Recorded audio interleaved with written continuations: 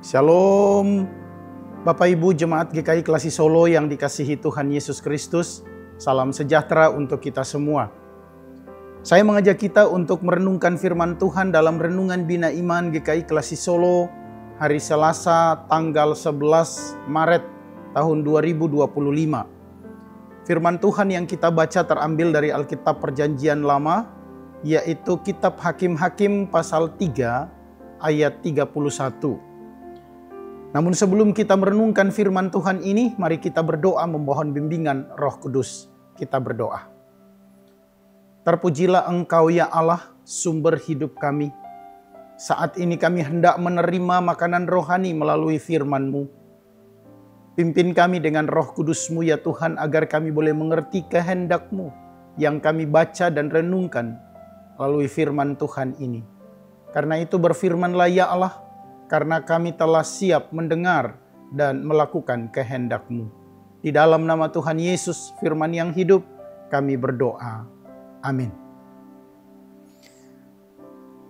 Hakim-Hakim pasal 3 ayat 31, firman Tuhan berbunyi, sesudah dia, bangkitlah Samgar bin Anat.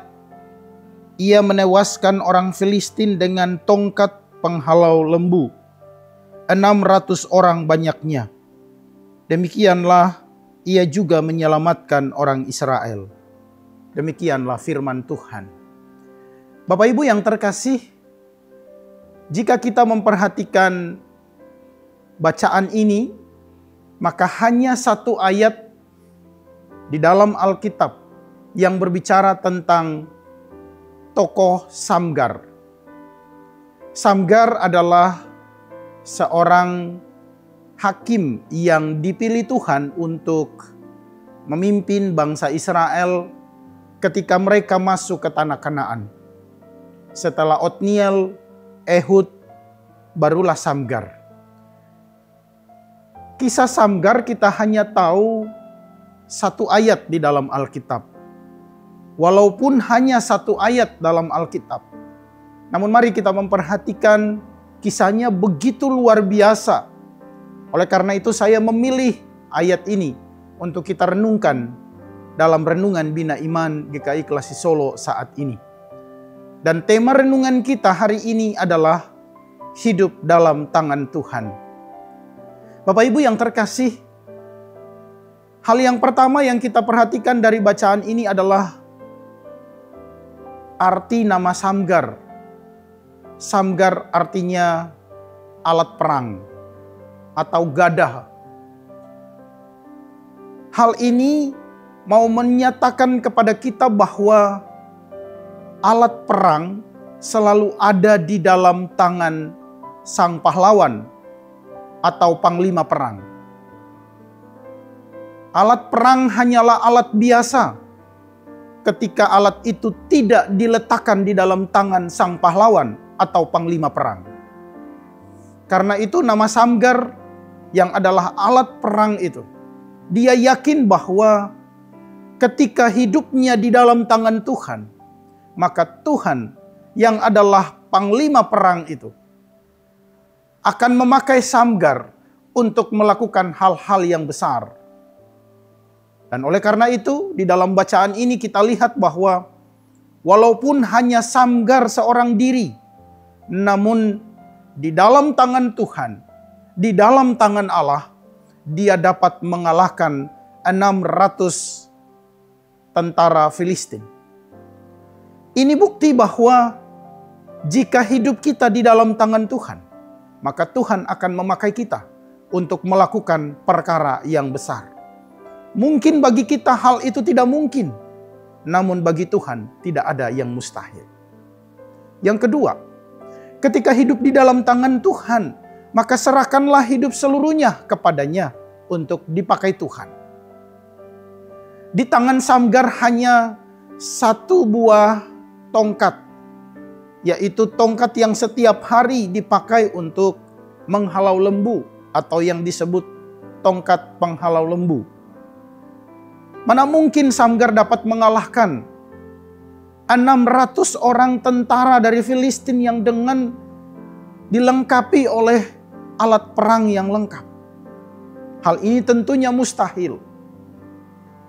Namun bagi Samgar, ketika dia menghadapi 600 tentara itu, dia tahu bahwa Allah menyertai. Maka Bapak Ibu yang terkasih, ketika kita menyerahkan hidup kita sepenuhnya di dalam tangan Tuhan, maka percayalah bahwa Tuhan yang menolong kita, Tuhan yang menyertai kita, Tuhan yang memimpin kita. Dan ketika kita menyerahkan hidup di dalam tangan Tuhan, dan menyerahkan hidup sepenuhnya kepada Tuhan, maka jangan pernah kita menganggap masalah di dalam hidup ini lebih besar dari penyertaan Tuhan atau kasih Tuhan. Jangan pernah melihat masalah lebih besar dari kasih Tuhan.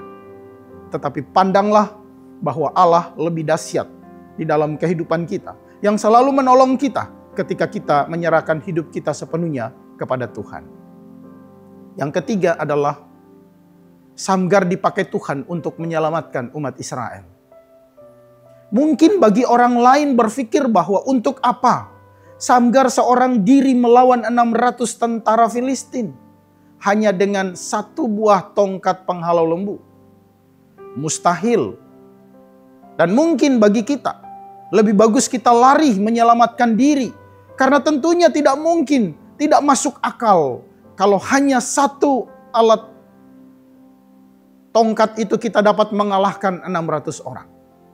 Alangkah baiknya lari meninggalkan 600 orang itu dan menyelamatkan diri. Atau mungkin di sisi lain kita berpikir bahwa untuk apa menyelamatkan orang bangsa Israel yang begitu tegar tengkuk, sudah mendapat teguran berkali-kali, namun mereka tetap membangkang, mereka tetap melawan Tuhan. Untuk apa membela orang-orang semacam itu? Lebih bagus melarikan diri, menyelamatkan diri, dan tidak mau menghadapi masalah 600 orang prajurit yang ada di depan Samgar. Mungkin kita akan berpikir seperti begitu. Namun bagi Samgar, ketika Tuhan memilih dia untuk melawan 600 orang itu, tentunya dia selalu memikirkan bagaimana memuliakan Tuhan. Maka Bapak Ibu yang terkasih, mari kita muliakan Tuhan di dalam panggilan kita. Apapun tugas kita, sekecil apapun, muliakan Tuhan di dalam kehidupan kita. Muliakan Tuhan melalui tugas panggilan kita, sekecil apapun itu. Ketika Tuhan berkenan memakai kita, maka Tuhan akan memperlengkapi kita. Kita selalu ada di dalam tangan Tuhan, dan Tuhan akan memakai kita untuk mengerjakan hal-hal yang besar untuk menyelamatkan banyak orang. Maka jangan pernah berpikir bahwa kita tidak mampu, kita tidak dapat mengerjakan apa yang Tuhan berikan kepada kita, apa yang Tuhan anugerahkan kepada kita dalam hidup ini. Namun biarlah kita kerjakan itu dengan penuh percaya bahwa ketika hidup ini di dalam tangan Tuhan, Tuhan akan berkarya sepenuhnya dalam kehidupan kita, dan Tuhan akan memakai kita dalam tugas-tugas kita untuk memuliakan nama-Nya. Kiranya firman Tuhan ini menolong kita, mewujud nyatakan cinta kasih Tuhan dalam kehidupan kita, dan mewujud nyatakan penyertaan Tuhan dalam setiap karya kita di sepanjang hari ini. Tuhan memberkati kita. Amin. Mari kita berdoa. Terpujilah Engkau ya Allah, Bapa yang baik, kami sungguh bersyukur atas makanan rohani yang telah kami terima saat ini. Ajarilah kami untuk bersandar padamu. Firman-Mu yang menyapa kami, selalu menolong kami dalam kelemahan kami. Apapun pergumulan kami serahkan sepenuhnya dan seluruh hidup kami di dalam tangan kuasa Tuhan. Di dalam nama Tuhan Yesus kami berdoa. Amin. Selamat beraktivitas, Tuhan Yesus memberkati kita semua.